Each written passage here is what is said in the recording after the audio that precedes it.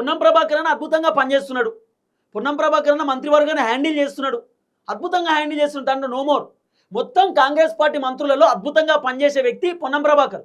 పొన్నం ప్రభాకర్ని తీసేసి పొన్నం ప్రభాకర్ ప్లేస్లో పీసీసీ అధ్యక్షుడు మహేష్ కుమార్ గౌడ్ మంత్రివర్గంలోకి తీసుకొని పొన్నం అన్నకి పీసీసీ పదవి ఇస్తారట.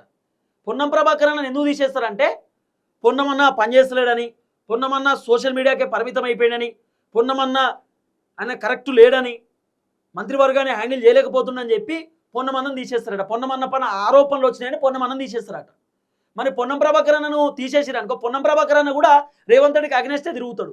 రేపటి రోజు ఏమంటాడు పొన్నమన్న, మరి పొంగులేటి పైన కూడా అవినీతి ఆరోపణలు ఉన్నాయి, పొంగులేటి కూడా దందాలు చేస్తున్న ఆరోపణలు ఉన్నాయి, మరి పొంగులేటిని కూడా తీసేయండి అని చెప్పి రేవంత్ రెడ్డికి పొన్నమన్న కూడా చెప్తాడు. జూపల్లిని తీసేసిరనుకో జూపల్లి కూడా మాట్లాడతాడు రేవంత్ రెడ్డి మీద. పొన్నం ప్రభాకర్ అంటే పొంగులేటి శ్రీనివాస్ రెడ్డి పైన కూడా చాలా ఆరోపణలు ఉన్నాయి, ఆయనను కూడా తీసేయండి అని జూపల్లి కూడా అంటాడు. కోమటిరెడ్డి వెంకటరెడ్డిని తీసేస్తే కోమటిరెడ్డి వెంకటరెడ్డి కూడా మాట్లాడతాడు, మరి పొంగులేటి శ్రీనివాస్ రెడ్డి పైన మస్తు ఆరోపణలు ఉన్నాయి, మరి ఆయనను కూడా తీసేయండి అని అంటారు. అప్పుడు ఏం చేస్తాడు రేవంత్ అన్న?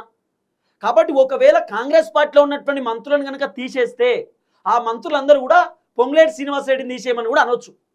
ఎందుకంటే పొంగులేటి పైన ఈ మధ్య కాలంలో అనేకమైనటువంటి ఆరోపణలు వచ్చినాయి.